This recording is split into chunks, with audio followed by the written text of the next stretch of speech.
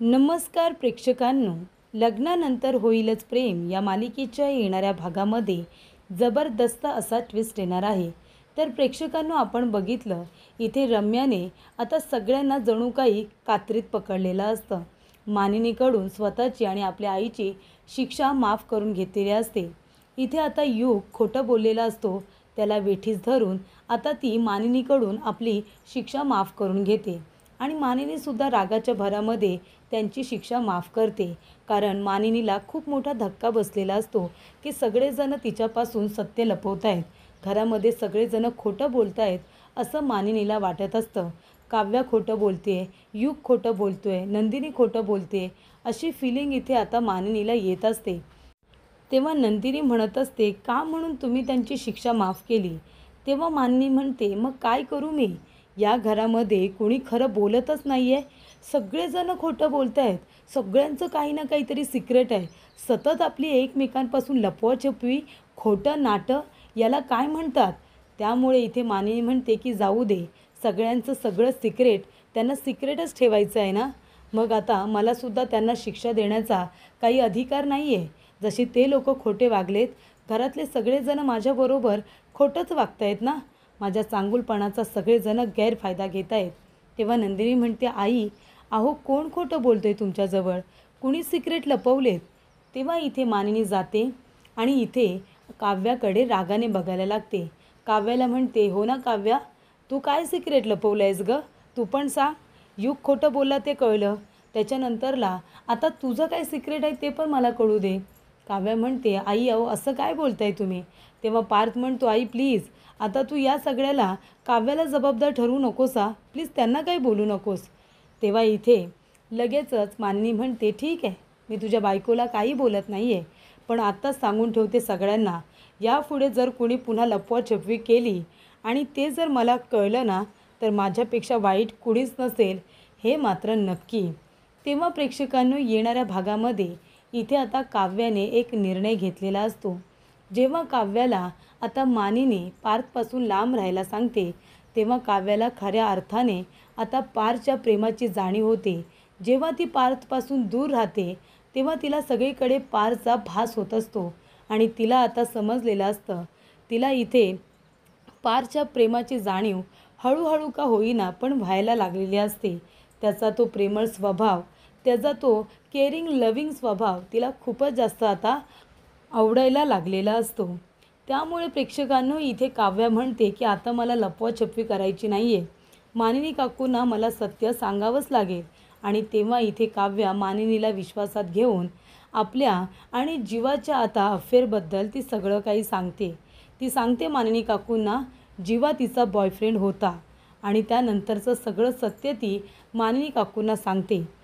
तेव्हा प्रेक्षकांनो, इथे मानिनी खऱ्या अर्थाने काव्याला माफ करते आणि तिचा पुन्हा एकदा सून म्हणून स्वीकार करते. तर प्रेक्षकांनो, येणाऱ्या भागामध्ये असं काय घडतं की काव्याला मानिनीला सत्य सांगावं लागतं आणि कशा पद्धतीने काव्याला इथे आता पारच्या प्रेमाची जाणीव होते, आपण सविस्तरपणे बघूया. प्रेक्षकांनो, आपण बघितलं इथे युगने सत्य लपवून ठेवलेलं असतं आणि ते म्हणजे तो फेल झालेला असतो. तो घाबरत असतो सगळ्यांना सांगायला की तो फेल झालेला आहे म्हणून, पण हे सत्य आता बाहेर आणायचं असतं. तेव्हा रम्या आणि वसू दोघीजणी प्लॅनिंग करतात, युगला इथे सगळ्यांच्या समोर आता एक्सपोज करायचं, म्हणजे युगला इथे आता वेठीस धरून त्याच्या खांद्यावरती बंदूक ठेवून आपण आता आपला स्वार्थ साधायचा असं वसूने ठरवलेलं असतं. आणि त्यामुळे त्यांनी त्या दिशेने वाटचाल सुरू करत डॉक्टरांच्या मदतीने इथे युगचं सत्य सगळ्यांच्या समोर आणलेलं असतं. आणि मग युग खोटं बोलला आहे, नंदिनी खोटं बोलली आहे, काव्या खोटं बोलली आहे असं म्हणून रम्या आपली शिक्षा माफ करून घेते. आणि मानिनी आता इतकी वैतागलेली असते खोटाडेपणाला की ती रागाच्या भरात येऊन त्या रम्याची आणि वसूची शिक्षा माफ करून टाकते. त्यानंतर प्रेक्षकांनो, इकडे आता जेव्हा नंदिनी विचारते की आई तुम्ही तर त्यांची शिक्षा माफच करून टाकली, तेव्हा मानिनी म्हणते, मग काय करू मी? या घरात सगळेजण लपवाछपवी करतायत, सगळेजण खोटं बोलत आहेत, कुणाचं ना कुणाचं काही ना काहीतरी सिक्रेट आहे, मग आता काय करायचं मी?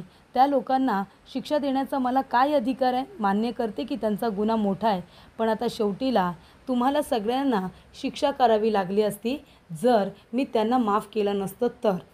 तेव्हा प्रेक्षकांनो, इकडे आता सगळेजण काही ना काहीतरी लपवत आहेत असं म्हणाल्यानंतर नंदिनी म्हणते, आई कोण काय लपवत आहे?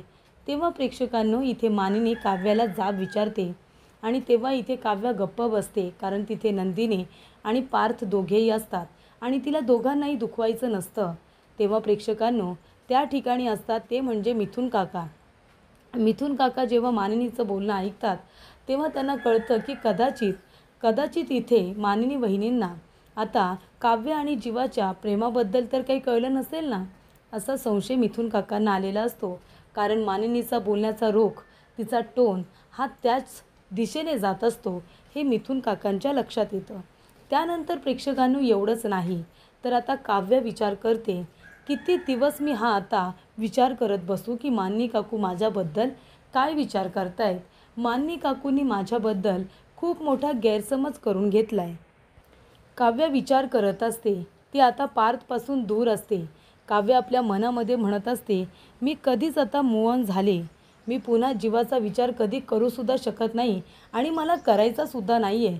मी कधीच त्या सर्व गोष्टींमधून स्वतःला बाहेर काढले आणि मी बाहेर पडली आहे. माझ्या बहिणीचा नवरा आहे तो आता. मला माझ्या बहिणीचा आणि जीवाचा संसार सुखाचा झालेला बघायचा आहे आणि इथे पार्थला तर मला आता मुळीच दुखवायचं नाही आहे.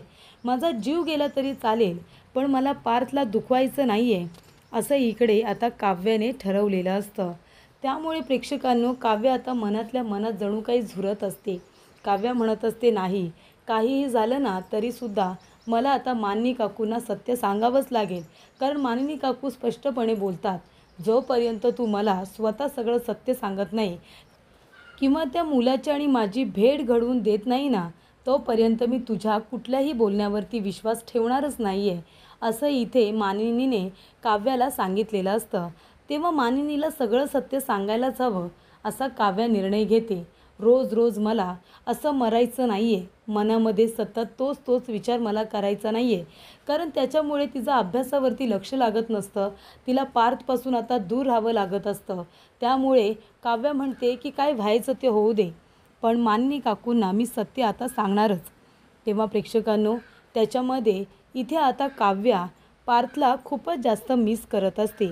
तिला पार्थची आठवण येत असते.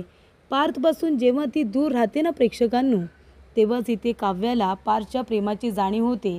ती जेव्हा अभ्यास करत असते तेव्हा पार्थचं सतत तिच्या आजूबाजूला असणं, त्याचबरोबर ती जेव्हा सकाळी अभ्यासाला उठते तेव्हा प्रेक्षकांनो, पार्थ जेव्हा घोरत असतो त्याची तिला लागलेली आता सवय, म्हणजे जर आता तो घोरत नसेल तर तिचं लक्ष अभ्यासामध्ये लागत नसतं. तिला त्याच्या घोरण्याची आता खूपच जास्त सवय झालेली असते. ते सगळं ती मिस करत असते. त्यामुळे इथे तिला वाटत असतं की कधी मी एकदा पार्थच्या रूममध्ये जाते. ज्या गोष्टींचा आधी काव्याला त्रास होत होता त्या गोष्टींची आता तिला इतकी सवय लागली की जर घोरण्याचा आवाज नसेल तर ती कॉन्सन्ट्रेट करू शकत नाही. म्हणजे इतकी तिला पार्थच्या असण्याची आता सवय झालेली असते, त्याच्या त्या सवयींची सवय झालेली असते. नातं म्हणजे काय प्रेक्षकांनो, तर हेच जे आता काव्याला ते टिकवायचं आहे. म्हणजे इथे ज्या आपल्या एका नात्यामध्ये जर राहायचं असेल तर एकमेकांच्या वाईट गोष्टीसुद्धा आपल्याला स्वीकारत पुढे जावं लागतं आणि तसंच इथे काव्य करत असते. ज्या गोष्टी तिला आवडत नाही आहेत त्यासुद्धा ती स्वीकारून पुढे जाण्याचा ती विचार करते. पण आता मानिनीने तिला अशा काही धर्मसंकटात टाकले की तिला आता काय विचार करावा तेच कळत नाही आहे. पण आता इथे आता काव्याने ठरवले की काही झालं तरी मानिनी काकूंना सत्य सांगायचं.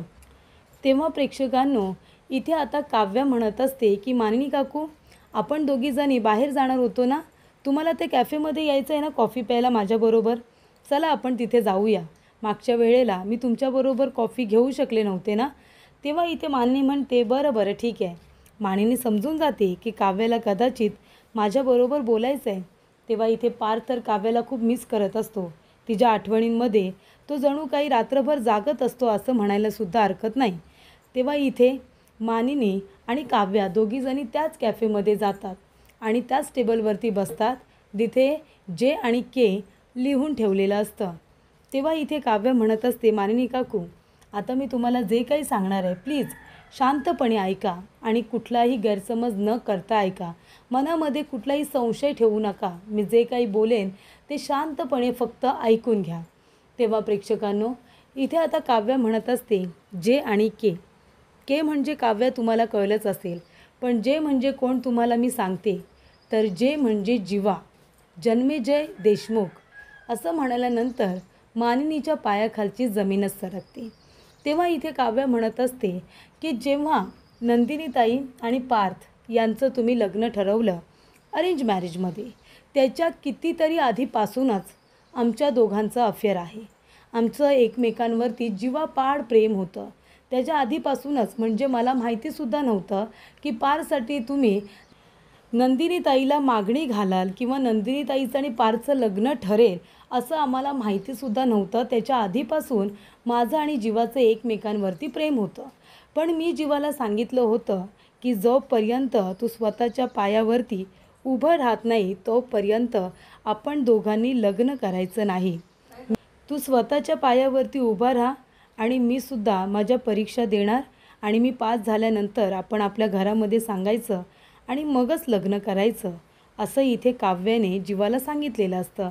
आणि तेच ती आता मानिनीला सुद्धा सांगते. ती मानिनीला म्हणते की आमचं ठरलं होतं जोपर्यंत आम्ही दोघेही स्वतःच्या पायावरती उभं राहत नाही तोपर्यंत आम्ही प्रेमाबद्दल कुणाला काहीही सांगणार नाही, असं आमचं ठरलं होतं. त्यानंतर मग पार्थ आणि नंदिनीताईचं लग्न ठरलं. त्या दोघांचं लग्न ठरल्यानंतर मला असं वाटलं होतं की चला, म्हणजे आता ताई आणि पार्थचं लग्न होईल, त्यानंतरला आम्ही दोघेजण आमच्याबद्दल तुम्हाला सांगू. पण लग्नामध्ये जे काही घडलं, जबरदस्तीने मला इथे पार्थबरोबर लग्न करावं लागलं. ते जे काही लग्नात घडलं ते तुम्ही तुमच्या डोळ्याने बघितलं. मला ते लग्न मान्यच नव्हतं, ते मला करायचंच नव्हतं. पण त्यानंतरला जी काही परिस्थिती होती ती तुम्ही तुमच्या डोळ्याने बघितली आणि मग मला ते लग्न करावं लागलं. माझ्या आईवडिलांसाठी, माझ्या कुटुंबासाठी आणि तुमच्याही कुटुंबासाठी. आणि मी ते लग्न केलं. त्यानंतर मग जेव्हा या नात्याबद्दल मला आधी काहीच वाटत नव्हतं, पण नंतर मी विचार केला की माझी ताई, माझी नंदिनी ताई तिचं लग्न टिकवण्यासाठी खूप एफर्ट्स घेते. तेव्हा मी जीवाला सांगितलं आपल्यामध्ये जे काही होतं ते आपण आत्ताच्या आत्ताच संपवायचं. आधी माझाच हट्ट होता की सगळ्यांना सत्य सांगूया, पण जीवा म्हणाला की नाही, आपण आता काही सत्य नाही सांगू शकत, कारण का कुटुंब उद्ध्वस्त होतील.